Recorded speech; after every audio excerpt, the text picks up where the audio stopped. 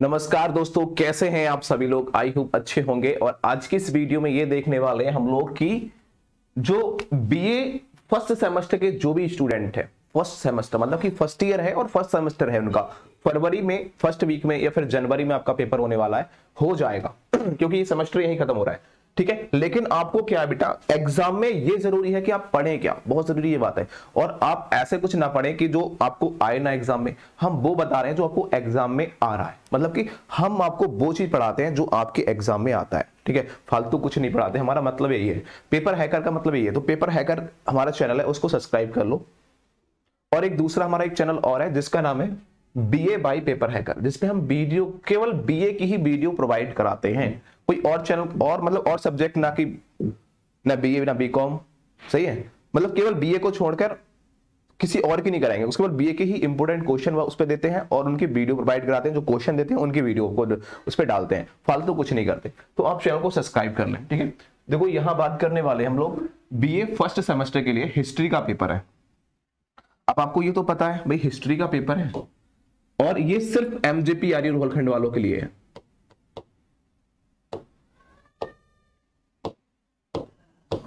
MJP आर्य Bareilly university के जितने भी स्टूडेंट हैं, एमजेपी आर्य रोहलखंड यूनिवर्सिटी के जितने भी स्टूडेंट हैं, वो इस वीडियो को एंड तक देखें और रट लें इन क्वेश्चनों को। इसके अलावा कुछ और मत पढ़ना। एग्जाम से 2 दिन पहले, 2 डेज पहले, एग्जाम से 2 दिन पहले मैं केवल 10 क्वेश्चन दूंगा। इन क्वेश्चन के अंदर से ही 10 क्वेश्चन दूंगा।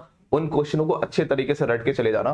फिलहाल अभी आप जो बता रहा हूं उनको पढ़ लो, अभी उनको पढ़ लो। बाकी लास्ट में जब एग्जाम होने वाला होता, 1 दिन पहले या 2 दिन पहले 10 क्वेश्चन दूंगा, उनको रट लेना, बस कल्याण हो जाएगा। आपको फेल करने वाला कोई नहीं है। और बताओ, समझ रहे हो, फेल करने वाला कोई नहीं है। और कोई हो जाए ऐसा कुछ हो रहा है तो मुझे बता देना एग्जाम के बाद। ठीक है, कुछ नहीं होगा बेटा, तुम फेल नहीं होगे, मैं बस वादा कर सकता हूं। बीए फर्स्ट सेमेस्टर वाले हिस्ट्री का पेपर है। अपने बुक नोट्स गेस्ट पेपर जो भी है आप जिससे तैयारी कर रहे हैं उस पर टिक लगा लो। यदि उस पर आपके पास बुक नोट्स वगैरह नहीं है तो आप हमारे डिस्क्रिप्शन बॉक्स में लिंक दे रखा है, उससे डाउनलोड कर लो अपने फोन में। पीडीएफ डाउनलोड कर सकते हो, कहीं भी कैफे पे जाकर निकलवा सकते हो, उसको पढ़ सकते हो। आपके ऊपर डिपेंड करता है। एमजेपी आर्य रोहलखंड वालों के लिए हाँ,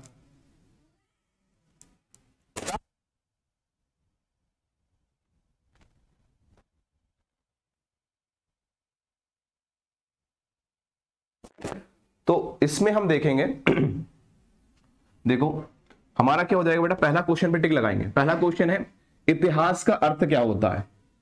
क्षेत्र, संबंध, सॉरी उसके महत्व, उनके स्रोतों के बारे में। मतलब कि जब हिस्ट्री पढ़ रहे हैं तो हिस्ट्री का अर्थ क्या होता है। और इसके ऊपर हमने पहले से भी वीडियो प्रोवाइड करा रखी है, आप वीडियो को जाके देख लो। ठीक है, बीए बाई पेपर हैकर पर मिल जाएगी। और हमने पेपर हैकर की प्लेलिस्ट को आप चेक करो फर्स्ट सेमेस्टर के। ये पहला क्वेश्चन का आंसर दे दिया है बहुत शॉर्ट में। आप उस क्वेश्चन को अपने नोट कर सकते हो, लिख सकते हो, उसको तैयार कर सकते हो, या फिर उस वीडियो को देखकर भी याद कर सकते हो। इस सारे क्वेश्चनों के आंसर हम दे रहे हैं एक एक करके, बहुत इंपॉर्टेंट क्वेश्चन है। यह बोला इतिहास का अर्थ क्या होता है, उसके क्षेत्र के बारे में, महत्व के बारे में, स्रोत के बारे में। ये अपने पूरा क्वेश्चन एक बार में कंप्लीट करा दिया। 7-8 मिनट की वीडियो देख लेना। ठीक है, उसके बाद में नेक्स्ट क्वेश्चन बेटा देखो, ये मोस्ट इंपोर्टेंट क्वेश्चन है। ये अपने बुक नोट गेस्ट पेपर पर टिक लगा लो जिससे आप तैयारी कर रहे हैं। नेक्स्ट क्वेश्चन है, प्राचीन भारत में, देखो दूसरे क्वेश्चन पे टिक लगाएंगे, प्राचीन भारत में वर्ण व्यवस्था के उद्भव और उसके विकास के बारे में। यह पूछा गया है कि प्राचीन भारत में जो वर्ण व्यवस्था का जो विकास हुआ था वो कैसे हुआ था, ये हमें बताना है। तो यही हम इस क्वेश्चन का भी आंसर आपको देंगे। लेकिन आप अभी अपने बुक नोट्स गेस्ट पेपर जिससे आप पढ़ाई कर रहे हैं उस पर टिक लगाओ। ठीक है, उसके बाद में नेक्स्ट क्वेश्चन को आपको याद करके जाना है, प्राचीन काल में व्यापार, प्राचीन काल में व्यापार कैसे चलता था उसका वर्णन करो। आपसे कहेगा प्राचीन काल था उसमें व्यापार कैसे लोग करते थे, उसका वर्णन करो। दूसरा पूछेगा, नेक्स्ट क्वेश्चन आता है मोस्ट इंपोर्टेंट है, कि संधि घाटी जो सिंधु घाटी जो सभ्यता थी उसकी विशेषता क्या थी। सिंधु घाटी सभ्यता की विशेषता क्या थी, उस विशेषता के बारे में आपको याद कर लेना है। ठीक है, उसके बाद में नेक्स्ट क्वेश्चन मोस्ट इंपोर्टेंट है बेटा, इसको ध्यान से देखना। ऋण वैदिक काल में आर्यों की सामाजिक एवं धार्मिक स्थिति क्या थी। मतलब कि जो ऋण वैदिक काल था उसमें जो आर्य थे उनकी सामाजिक और धार्मिक स्थिति क्या थी। ठीक है, सामाजिक वो कैसे रहा करते थे, धार्मिक वो कैसे पूजा करते थे, उस स्थिति के बारे में आपको बताना है। नेक्स्ट क्वेश्चन है, उत्तर वैदिक काल की सामाजिक एवं धार्मिक अवस्थाएं, मतलब स्थिति क्या थी, पोजीशन क्या थी।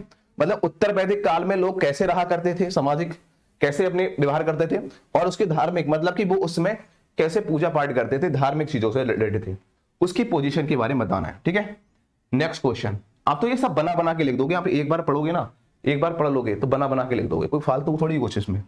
उसके बाद देखो नेक्स्ट क्वेश्चन, यहां बोल रहा है उत्तर वैदिक काल की सामाजिक एवं धार्मिक अवस्थाएं, हमने बता दिया ये हो गया पहले से क्वेश्चन। ये देखो देखो ये बोला गया मौर्य की उत्पत्ति, मौर्य समाज जो मौर्य साम्राज्य था उसकी उत्पत्ति कैसे हुई थी, वही बोला गया। तो मौर्य की उत्पत्ति, उनके कार्य, जिसे कहते हैं चंद्रगुप्त मौर्य का जीवन कैसे, ये मोस्ट इंपोर्टेंट है बेटा। चंद्रगुप्त मौर्य का जीवन के बारे में बताना है, उसका जीवन व्यतीत कैसे हुआ, वो कब आया, कैसे किया, क्या करा उसने, वो चीज बतानी है। उसके बाद में आते हैं मौर्य साम्राज्य की पतन। पतन का मतलब क्या होता है, हारने का मतलब होता है, पतन का मतलब होता है हारना। पराजय कैसे हुई उसकी, साम्राज्य की, मौर्य समाज की पतन का कारण क्या था, मतलब हारने का कारण क्या था, वो आपको देखना है। उसके बाद है मौर्य समाज का प्रशासन और उनकी विशेषताएं। प्रशासन कैसा था उस समय मौर्य समाज का, और उसके प्रशासन और उसकी विशेषताएं क्या थी, वो आपको याद कर लेना है। पढ़ लोगे ना एक बार तो बना बना के लिख दोगे, कुछ बड़ा नहीं है इसमें। यहाँ ये मोस्ट इंपोर्टेंट है, अशोक के जो थंब था, अशोक के थंब पर टिप्पणी, ये पूछेगा अशोक के थंब पर टिप्पणी लिखिए। और देखिए बौद्ध धर्म के प्रकार, ये मोस्ट इंपोर्टेंट है, ठीक है, सॉरी प्रचार है यहाँ, प्रकार नहीं प्रचार है, ठीक है। बौद्ध धर्म का प्रचार जो किस प्रकार से हुआ था, प्रचार प्रसार, उसके बारे में देख लेना है। और अशोक के सीमाएं कौन कौन सी थी, यहां देखो। नेक्स्ट क्वेश्चन है गुप्त। देखो एक गुप्त वंश होता है, और देखो इसी में दे रखा है हमने, गुप्त कौन थे, देखो गुप्त वंश, आप जानते हो गुप्त वंश का वर्णन करो। जब गुप्त वंश का वर्णन जहां पढ़ोगे ना आप, तो वहां गुप्त वंश आपको देखने को मिलेगा। गुप्त वंश का जब पढ़ोगे तो गुप्त कौन थे, प्रथम इसके शासक थे, वो आपको बताएगा। और यहाँ गुप्त के स्रोत पूछा गया है कि गुप्त के स्रोत कौन कौन से हैं, और उनके पतन के बारे में। गुप्त वंश का पतन मतलब कि हारने का कारण क्या था, जब ये मतलब दूसरा जो प्रशासन बना था उसके हारने का कारण क्या था, पूरा यहाँ डिस्कस करना है, ठीक है। पतन के बारे में देख लेना है। नेक्स्ट क्वेश्चन है बेटा, ये मोस्ट इंपोर्टेंट है, ये समुद्रगुप्त है, उसके जीवन के बारे में, और चंद्रगुप्त द्वितीय के बारे में। ये विक्रमादित्य भी बोलते थे चंद्रगुप्त द्वितीय को, बहुत ज्यादा इंपोर्टेंट है ये विक्रमादित्य वाला, इसको यहाँ पे याद कर लेना, इसके जीवन वृत्त के बारे में, और समुद्रगुप्त के जीवन और उनकी सफलताओं के बारे में मोस्ट इंपोर्टेंट है। और देखो हेवनसांग दो थे, वो कौन थे, हेवनसांग कौन थे, इसके बारे में याद करना है, इनके वर्णन के भी देख लेना है, हेवनसांग कौन थे। और हर्षवर्धन, ये मोस्ट इंपोर्टेंट है बेटा, हर्षवर्धन को मोस्ट पे लगा देना, हर्षवर्धन मोस्ट इंपोर्टेंट है, बहुत ज्यादा पूछा जाता है हर्षवर्धन के बारे में, ठीक है। और देखो यहाँ बोला गया है हर्ष के देखो यहाँ कह रहा है हर्ष के प्रारंभिक जीवन का प्रकाश डालिए, मतलब कि उसमें प्रारंभ में उनका जीवन कैसे व्यतीत हुआ था, हर्षवर्धन का पहले प्रारंभ में जीवन कैसे व्यतीत हुआ था, वो आपको बताना है। अब देखो यहाँ गया राजपूतों की उत्पत्ति कैसे हुई, मतलब जो राजपूत आए थे वो उसकी उत्पत्ति कैसे हुई थी, और उनकी सफलता। देखो यहाँ लिखा है असफलता पर कारण का था, मतलब जो राजपूत थे उनकी उत्पत्ति हुई लेकिन वो किसी न किसी कारण में असफल रहे, पता है। तो असफल होने के कारण क्या थे, वो कारणों के बारे में देखना है, ठीक है। देखो सामंतवाद क्या होता है, सामंतवाद क्या है, उनकी विशेषताएं, उनके पतन होने का कारण बताना, मतलब हारने का, सामंतवाद को खत्म होने का कारण क्या था, ठीक है यार, खत्म होने का, समाप्त होने का, पतन होने का बाद वही होता है ना, तो उनके बारे में देख लेना है। नेक्स्ट क्वेश्चन पर टिक लगाएंगे बेटा।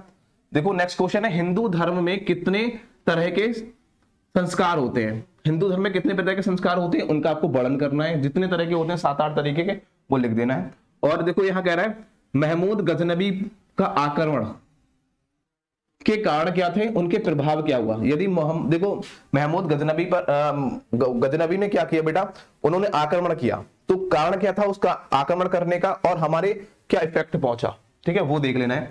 और महमूद, देखो यहाँ है मोहम्मद गौरी के आक्रमण के समय भारत की राजनीति दशा क्या थी। जब कह सकते हैं मोहम्मद गौरी ने जब भारत पर आक्रमण किया था, उस समय हमारे भारत की जो राजनीति पॉलिटिक्स थी वो क्या दशा में थी, क्या पोजीशन में थी, वो यहां बताना है आपको, ठीक है। उसके बाद में नेक्स्ट क्वेश्चन आपसे पूछा गया, देखो हड़प्पा सभ्यता के विदेशी व्यापार संबंध वर्णन करना, ये मोस्ट इंपोर्टेंट है कि हड़प्पा सभ्यता के विदेशी व्यापार के संबंध में आपको वर्णन करना है। ये थोड़े क्वेश्चन ज्यादा जरूर है, मैं आपको बता दूं, लेकिन एग्जाम से 2 दिन पहले केवल 10 क्वेश्चन देने वाला हूं, जो एग्जाम में आ रहा है। लेकिन आपको अभी तो ये पढ़ना है ना, पढ़ना तो है, ऐसा तो नहीं घर बैठोगे आराम से, तो कोई ज्यादा क्वेश्चन नहीं है, मतलब 15-17 क्वेश्चन 18 क्वेश्चन है, ये ज्यादा नहीं होते। आप इनको पढ़ोगे 17-18 दिन में खत्म कर दोगे, एक क्वेश्चन डेली याद करोगे तो समझ रहे हो, इन क्वेश्चनों के सारे आंसर भी दे देंगे। लेकिन एग्जाम से पहले तो केवल 10 क्वेश्चन देने वाला हूं मैं आपको, वो पढ़ के चले जाना, बस खत्म, वही आ रहे हैं पेपर में। ये देखो ये कह रहा है आश्रम व्यवस्था क्या होती है, आश्रम व्यवस्था को याद करेंगे, आश्रम व्यवस्था, और सिंधु सभ्यता का जो विनाश हुआ था वो किस प्रकार से हुआ और इसका निर्माण कैसे हुआ था। पहले तो हम पढ़ेंगे निर्माण कैसे हुआ, उसके बाद में विनाश कैसे हुआ, ये दोनों देख लेंगे अलग अलग क्वेश्चन, ठीक है। और ये क्वेश्चन बहुत ज्यादा इंपॉर्टेंट है, जिसे कहते हैं देखो कलिंग, कलिंग युद्ध मोस्ट इंपोर्टेंट है, इस पे लगा लेना मोस्ट पे, कलिंग युद्ध के बारे में, ठीक है। मैग्नेथीज क्या थे उनके, देखो मैग्नेथीज क्या थे, ठीक है, मैग्नेथीज क्या थे और उनके, देखो यहां कह रहा है कुमार गुप्त वंश के बाद निबंध, छोड़ो इसको हटाओ, गुजरात की, चलो क्यों इस तरह, इसको हटाओ, खत्म करो यार, ठीक है। सॉरी ये देख लो गुजरात वाला, ये मैटर देख लो यार, गुजरात वाला इंपोर्टेंट हो सकता है। गुजरात के जो, सॉरी ये मैं उसके ओटीटीएम पढ़ा दूंगा, ठीक है, लेकिन इसको पढ़ लेना एक बार। गुजरात के जो चालुक्यों का जो उत्थान था उसका वर्णन करो, उत्थानों का वर्णन, ठीक है, गुजरात के चालुक्यों का उत्थान के बारे में, तो इसको पढ़ लेना एक बार, बस इतना क्वेश्चन है। उसके बाद में जिसका इकोनॉमिक्स है, अर्थशास्त्र जिसका है पेपर, ठीक है, वो मैं सेकंड वीडियो में बता दूंगा, उसके बारे में सेकंड वीडियो में बता दूंगा क्या आने वाला है। फिलहाल इतना ध्यान से पढ़ो, कोई इशू नहीं आ रहा है। एग्जाम 2022 में आपको यहां से मिलने वाला है, एमजेपीआरई रोहलखंड वालों, जितने भी छात्र हैं आप अच्छी तरीके से पढ़ लो, यहाँ के बाद कुछ और मत पढ़ना, आपको पढ़ने की जरूरत ही नहीं है, आपको फिल करने वाला कोई नहीं है, मैं आपसे वादा करता हूँ, ठीक है। कोई भी दिक्कत आ रही है हमसे कांटेक्ट कर सकते हैं, डिस्क्रिप्शन बॉक्स में नंबर हमारा दे रखा है, फिर यार हम आपके साथ हैं हमेशा, ठीक है। तो और उसके बाद में जो भी छात्र हैं चैनल को सब्सक्राइब कर बेल आइकन को प्रेस कर देना। Thank you for watching the video, bye bye.